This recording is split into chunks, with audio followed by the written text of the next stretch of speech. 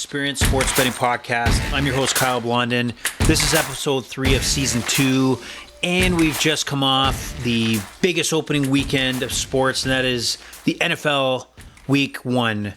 And I'm hoping that you had a successful weekend, a profitable weekend, and hoping you didn't have to deposit more than you wanted, chase more than you wanted, and your fantasy teams did well, and you didn't get screwed by some of the injuries and or lackluster play of some of the folks in Week 1. But nevertheless, you're here for Week 2 picks here in the NFL, spreads. And if you haven't joined the Overrated Experience Sports Betting Podcast, this is a betting sports betting podcast. We also touch on all sports, all betting, all news and sports. I give my take. But for the first few months of the season, and season being football season, we're going to predominantly focus these episodes on the NFL. Try to give you 2 episodes a week, at least, to talk about the spread on this show of every game. There's games I like more than others. And then we'll try to give a second show where we talk more about over-unders. And remember, in this show, it's called the Overrated Experience, so don't expect undies. So we're going commando on that show, and we'll pick the overs that we think are going to do well. And then we'll also look at some props, player props, team props, game props that may be worth looking at as you look at the card on Sunday. So you can follow us, the Overrated Experience Sports Betting Podcast, on Twitter. And you got to follow us at Overrated EXPER2. That is Overrated EXPER2. And also on other social media, including Instagram. Just type in Overrated Experience. And for Facebook, the same thing, Overrated Experience.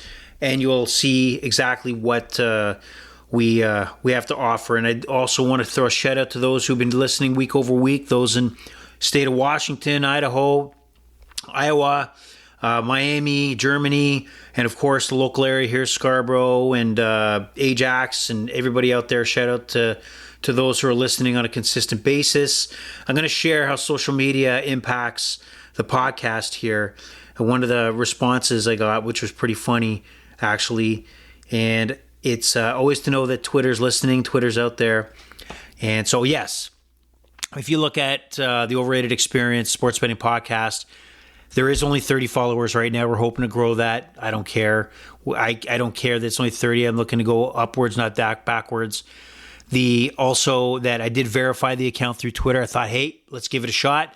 See what happens. I don't care. Why not? Let's get the blue check mark going. And one lucky, one fun responder put in, you only have 30 followers and you pay for Twitter. That's not a good look. Well, thank you for your feedback. All feedback is good feedback, and I appreciate the feedback. And for those who live on Twitter, well, join us. Join us. Give us your feedback. So what I'm going to do is take a quick look back at Week 1 and how we did. So against the spread last week, if you joined us, over 16 games where we gave bets on the spread, we had exactly 8 winners, 50%. Obviously, wish it was more. There was ups and downs depending on the games. And some of the games, I'm going to go into a 2-minute warning. 2-minute drive. And sorry, not going to be, we'll call it 2-minute warning. Yeah, 2-minute warning. I'm going to go 2-minute warning. I was going to call it 2-minute drive. And I'll give you like a quick rant on ups and downs that happened. And I'm going to try to stick to 2 minutes here. Oh, I'm going to stick to under. I'm going to cut myself off and move on to the Week 2. So, ready? Here we go. All right, here we go. San Francisco, Pittsburgh called it really well. San Francisco was way overmatching to the Pittsburgh Steelers. The Steelers are terrible. 49ers were all over. Christian McCaffrey ran all over them. They crushed the Steelers. Get those white, yellow towels out. Wipe your tears away. You guys sucked. You're an up-and-coming team, but you just ain't ready yet. So 49ers crushed the Steelers. Rams, Seahawks, surprising, took the Seahawks. Didn't think the Rams would have much coming in. Matthew Stafford threw for over 300 yards. Seattle might be on the decline. Geno Smith got his money, and this might be a quick few games for Geno Smith, and he goes back into irrelevancy. We're going to find out. The bigger news, though, is the Cowboys-Giants, 40-0. I had taken the Giants on this one, 40-0. This is absolute garbage by the New York Giants. They came out, blocked field goal return for a touchdown. The only passes that they had mostly were lateral passes. I don't know what the O-line was doing. Definite regression for Daniel Jones. He looked awful out there. I know he didn't have any receivers. Not one I didn't find a play at all where anybody was open at any point here. It's disgusting. Okay, biggest game though I want to talk and spend 45 seconds on is the Bills-Jets. I have the Bills heavily here. I don't know what the fuck the Bills are doing. Josh Allen has worst game in his NFL career. This is the second time they've gone into New York and lost. Obviously, Aaron Rodgers' loss is big for the loss for the NFL, not only the Jets, but Josh Allen. You were terrible. You were up by 10 at this first half, and I don't understand why you haven't evolved to know that your opponent, your quarterback, Zach Wilson, sucks balls. He sucks. You got to make sure that you make him beat you. You didn't do that. You're throwing the coverage awful, awful, awful. I needed 18 yards for a player prop, and in overtime they didn't get a yard passing at all. Absolutely disgusting. And Jets, your season's over. If you stick with Zach Wilson, you're mistaken. You suck. You're done. And that's my 2 minutes, so we're going to move on. All right. That was my get that out of me right there, and I really do mean that about the Jets because they're done if they don't find another solution other than Zach Wilson. It might be his team, but it's going to be your season if you keep him under the helm. So more to come on the Jets as we get into their game against the Dallas Cowboys. But here we go. Week 2. Now, mistakes from week 1 include being overwhelmed with options. You want to have money on every goddamn game going. That's how I felt on Sunday before 1 o'clock. I'm trying to cut the lawn, trying to get my job done, around the house. And here I am racing to figure out, let me put a prop here, let me put a prop here, let me spread here, over, under here. And you just want to have everything going and have every game mean something to you, which is a major mistake. Many games that I could feel that I threw away bets or live and plays at half and or 4 o'clock games for the sake of having action on the game. That is a major mistake. And so that's something you got to kind of pull back in. And the purpose of giving me the spreads is not I'm going to take all these games, but this is the feel I have for each of the 16 games this weekend. We have 2 Monday nighters. We're going to kick it off Thursday night. Minnesota, who unexpectedly lost against the Tampa Bay Buccaneers. I thought the Buccaneers were going to cover. That's what I took last week, but they wound up winning. Minnesota wasted a great performance by Justin Jefferson. Could not even kick a field goal to go to overtime. Just not good enough for Minnesota. I think pressure's going to start mounting on Kirk Cousins. And Justin Jefferson's going to be boisterous. You watch, and they better start getting going here on Philadelphia on Thursday night. Philadelphia did not look great after the first quarter against the Patriots. The Patriots kind of owned the second quarter. And funny story is as the Patriots and New England game is on, went for dinner at Chuck's Roadhouse in the local area. And I can tell you, here's the length of time it took for somebody to come to the table. I sat down, and it was sit down, and the Patriots scored 2 touchdowns on 2 drives, and still nobody came to the table, forcing us to have to walk out. That's how long that service took. So quick side note story, terrible service, ridiculous, and unacceptable. So we move on, but Minnesota, Philadelphia, -7. FanDuel, by the way, is the spreads that I'm going to be using today. Minnesota in Philadelphia with the not-so-impressive performance, but also balancing that Philadelphia usually smacks the Vikings around. But again, desperation by the Vikings. I'm kind of hemming and hawing, but with -7, I'm going to give it a shot that the Vikings will hang in this game. Do I think they'll win this game? I doubt it. I don't see it. But Philadelphia looked weak. They didn't look strong. They looked vulnerable. And so 7, I think, is a little too juicy and a little bit on reputation from last year. And they could have lost that game against New England. So let's go with the Minnesota Vikings, +7 on Thursday night. Now we hit into Sunday. Sunday, you get that coffee going. You get the checking the lines. When do you pull the trigger? I usually have a bad habit of waiting 5 minutes before 1 o'clock to start putting bets in because I'm trying to really soak in all the information I possibly can. Even though professional bettors throughout the week have placed money and really ironed out the value in the spreads, and I'm left with the dinner scraps, and that's a big mistake and something I need to change.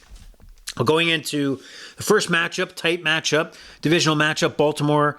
1-0 Baltimore takes on the 0-1 Cincinnati Bengals. Bengals look terrible. Traditional slow start for the Bengals. Joey B wasn't that great. Cincinnati all around was not that great. Baltimore got the job done against Houston. And this line sits at 3.5 favorite, the Cincinnati Bengals. If that 0.5 wasn't there, I'd be leaning Cincinnati. But when you have a 3-point divisional matchup, these games are tight. Why would Baltimore not be in this game? They have Cincinnati again early in the season, do not look good. And why would week 2 be any different? I'll take Baltimore in this matchup. You tell me you can't see Justin Tucker hitting a 54-yard field goal to win it at the end of the game, or at least hitting a field goal at the end of half to, he'll get involved some way, somehow in this tough, tight matchup. So take Baltimore plus 3.5. The Bears, who look like a piece of shit against the Green Bay Packers, absolute horrible, absolutely terrible. Chicago fans going crazy. They go into Tampa Bay. Tampa Bay with the upset win in Minnesota. But here we go. Here's where I'm going to flip. I'm going to talk about Chicago can't possibly look as bad as they did against the Green Bay Packers versus Tampa can't look as good as they did in the second, third, and fourth quarter against the Minnesota Vikings. I'm going to actually go with Chicago with a 3-point cushion. I think they'll outright win. I think the whole Justin Fields act of taking off into the pocket will work here. I think Chicago's D will stymie Baker Mayfield. And I think Tampa Bay is probably overrated based on their first week performance. So go with the Bears on that one. Green Bay, Atlanta, I'm a little up and down on this one. Atlanta is a 1.5-point dog. And Green Bay, Justin Love getting the love out there. Jordan Love getting the love from the betting public out there. Minus 1.5 favorite. Green Bay heading into Atlanta. Bijan Robinson had a solid rookie outing, scoring a touchdown, his first NFL regular season touchdown. Ritter looked absolutely crap for the Atlanta Falcons. However, on the road, again, I know it was a big win in Chicago. 2 straight road games. I'm going to go with Atlanta on this one, plus 1.5. I think Atlanta takes care of business. I think Green Bay comes back down to earth, and they hit the drawing board at 1-1 heading into week 3. Now, we have Indy. Richardson, quarterback, had a pretty decent outing, ups and downs. He has that kind of Jalen Hurts in a bigger body kind of playmaking ability. He can do it on his own, or he can rifle. He's got a cannon in an arm. He goes into Houston. With C.J. Stroud, had an okay day against Baltimore, but really I think they're going to struggle here.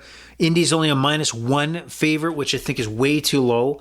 I don't think Houston's got much going on for them. I think Indy hung in there with Jacksonville, and I got to think Indy's going to get the job done again. So -1, I like it. I had to pick up Richardson as my fantasy quarterback. After 75 seconds of Aaron Rodgers going down on Monday night, that kind of rocked my fantasy world. So let's see if Richardson can be that unicorn with the ability he may have. He may be a flop, or he's going to be absolutely tremendous. So I'm hoping on the tremendous side here.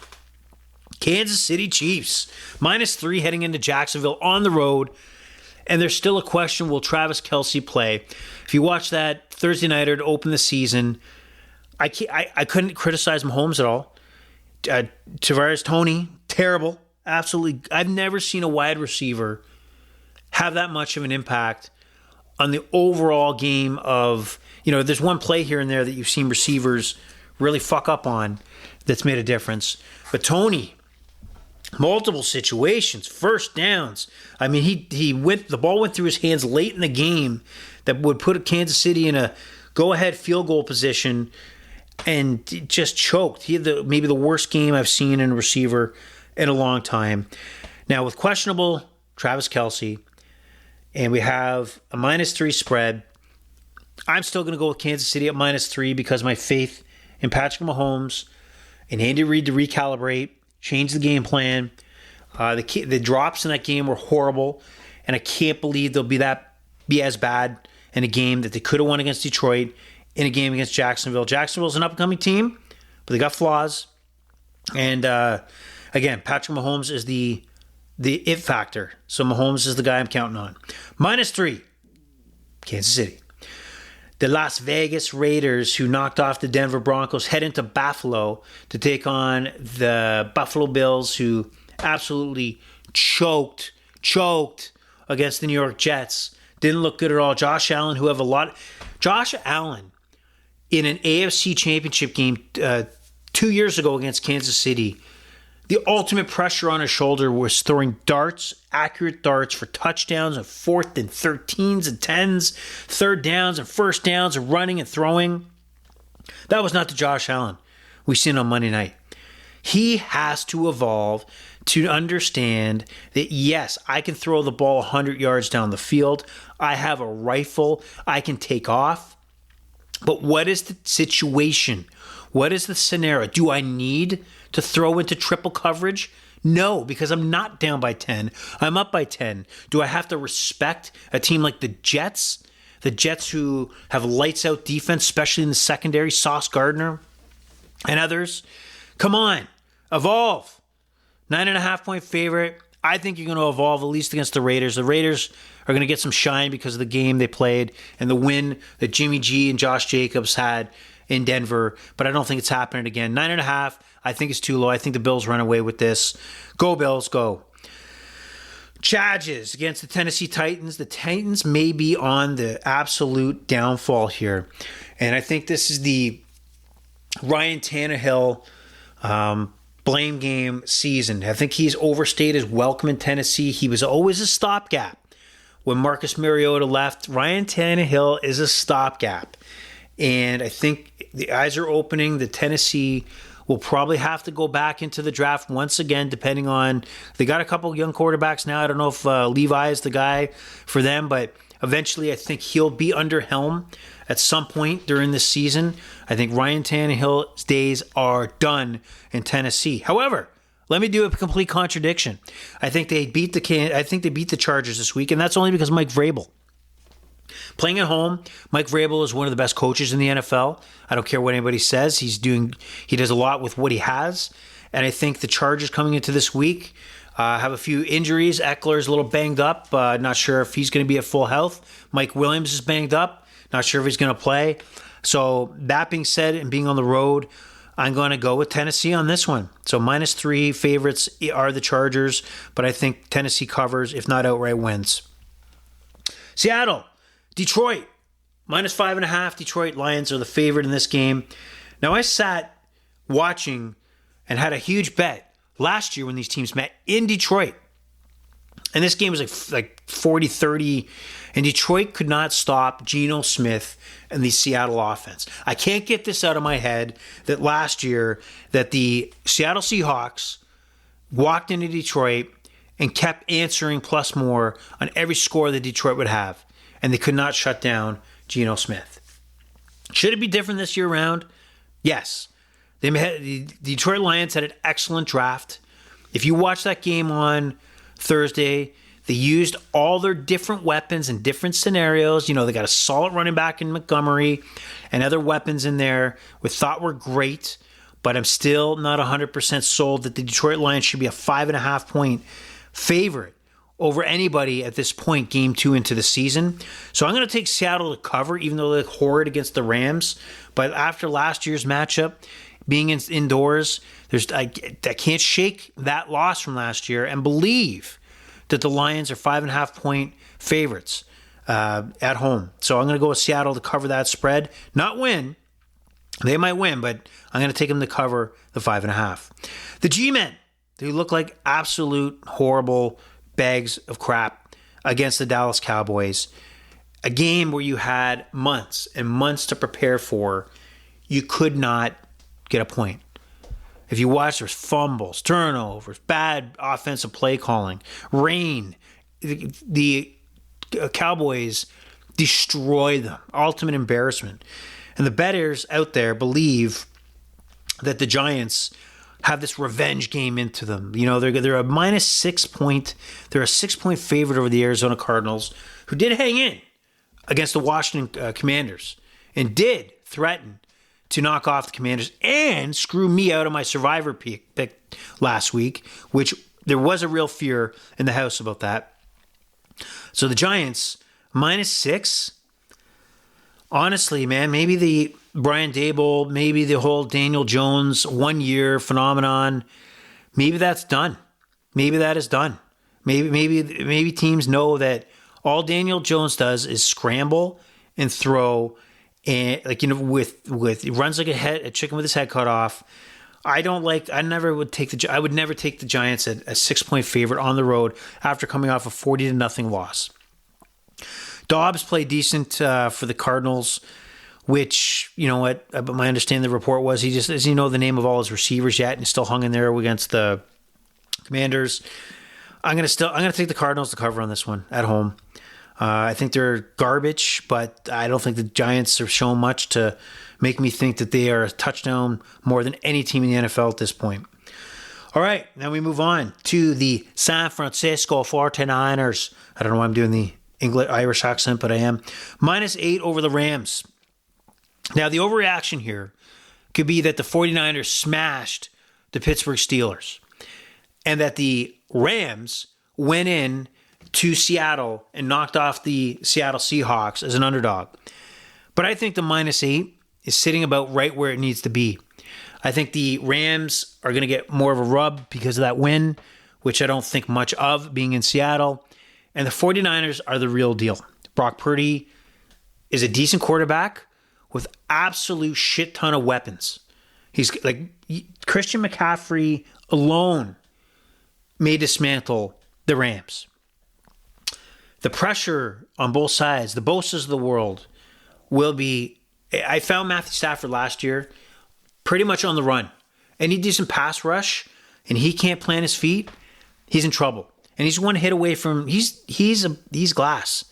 He's one hit away from 3 weeks out, shoulder injury.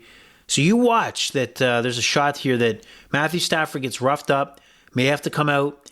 49ers are -8. I'm going to stick with them at -8 because of the high level. They're one of the elites in the NFL, and -8 is absolutely appropriate for them to take out the Rams. Here we go. New York Jets, Jets, Jets. They're a 9.5-point underdog heading into Dallas. You have one team that had 75 seconds of Aaron Rodgers. That hype train is now off the rails. And I'm not blaming the hype train that it wasn't necessary or it wasn't appropriate. What we had here was a Jets team that recognized, an organization that recognized that they had built a team that has a lights-out, game-changing defense. That's why they brought Robert Saleh in. He was obviously an impact coach as a defensive coordinator with the 49ers. And also has done amazing things with the Jets. But he's pretty much been fucked by quarterback play. Right? I mean, they've added a lot of weapons on the offensive side. Like, look at Breece Hall. Like, absolutely amazing runner. They bring in other guys. And the quarterback position, when they drafted Zach Wilson, and they had to use Joe Flacco and other guys, is a key. It's like you have a great car, but the engine is not at the level you need to compete. Everything else, every other factor of that vehicle tells you that you have a Formula One champion sitting right there, but the engine, the technology, the engineering of that engine is holding you back. And when you go out and get Aaron Rodgers, who, whether he be not the Aaron Rodgers of old, he was absolutely a great choice to get the job done, to get the ball to the weapons he needed to understand the situation, field position. He was the right guy. Aaron Rodgers looked like a motivated quarterback that, the headache in Green Bay of eventually you knew he was going to leave, that marriage was going to break up. And then you could see him as training camp went on. He was getting into the whole, I'm the New York Jets quarterback, the kind of Joe Namath, taking that weight on, being the mentor, maybe having a few-year run with the Jets and see where things can go, restructuring his contract. But here's where the Jets have fucked up. Despite that Monday night victory, that was more of a Josh Allen fuck up, to be Anna Bill's coaching staff, Sean McDermott fuck up.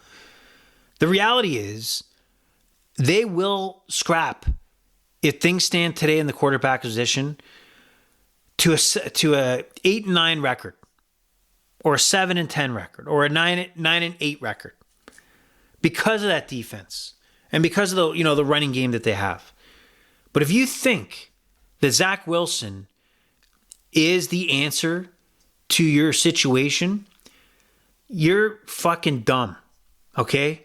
You've done everything right to build this team.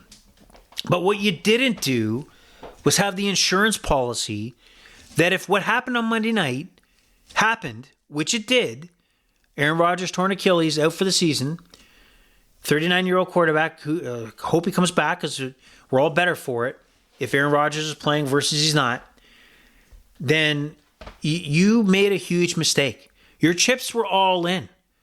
And that should have also been to an insurance policy to at least have a credible backup. Nobody's going to replace Aaron Rodgers that's available out there. But Zach Wilson is going to take you a step back.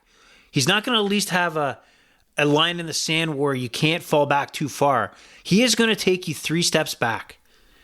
Even that game against Buffalo, one of his key completions was simply a backpedaling, like very low percentage completion that he made, a catch in the end zone that was made that shouldn't have been made, which was spectacular, maybe one of the catches of the year.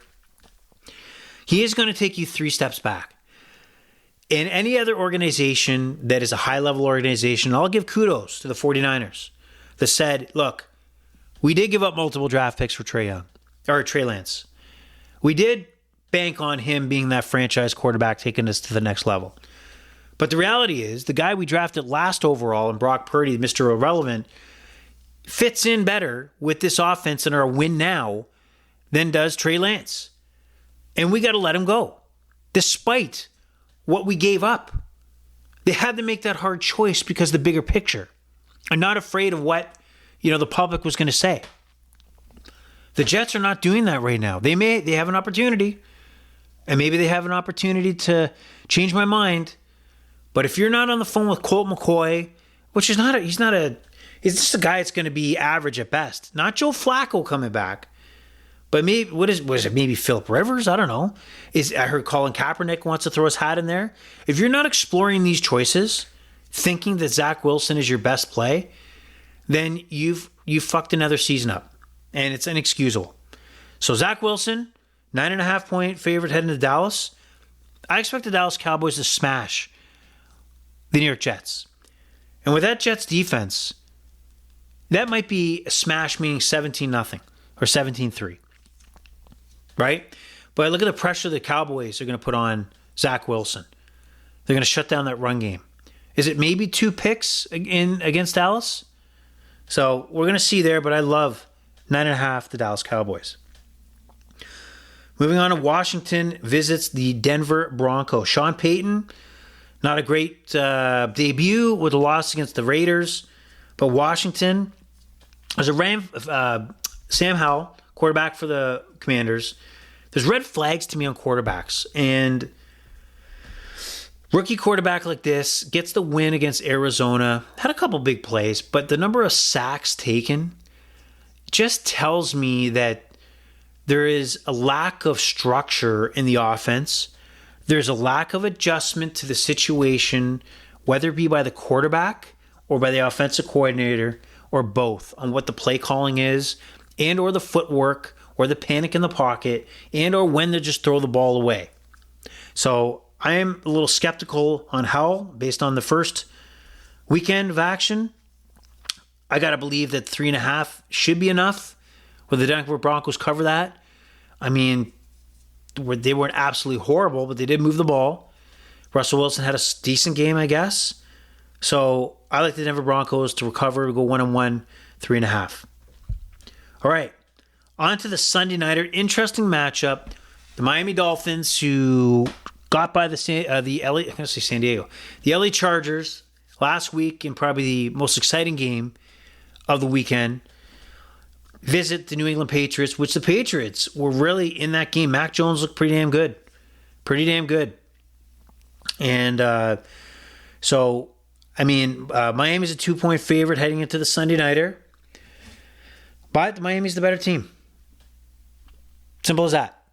Miami's the better team. If Tua's healthy, he's got another year on his belt.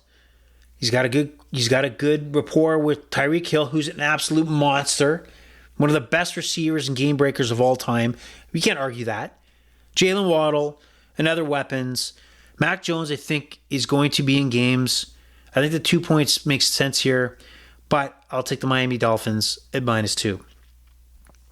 Monday night, 2 games, 2 Monday Nighters. I can't really remember why they're doing 2 Monday Nighters, but hey, let's just go with it. 2 chances to chase, right? 2 chances to get your money back.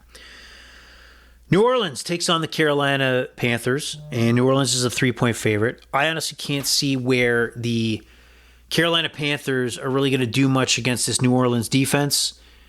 Bryce Young looked pretty good against the Atlanta Falcons, but I think the same outcome will happen. I think -3, veteran Derek Carr, another week under his belt with these weapons. I think they squeak out a 4 or 5 point win, so the 3 points looks good to me. Take the Saints, -3. Then we move on to the Cleveland Browns. 1-0 Cleveland Browns take on the Pittsburgh Steelers in Pittsburgh, and the Browns are a 2.5 point favorite. What possibly could you think would make the Steelers win this game? Right?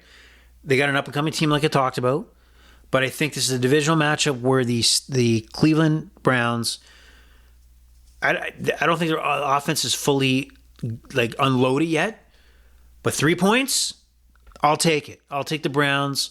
They're better on the offensive side and the defensive side of the ball.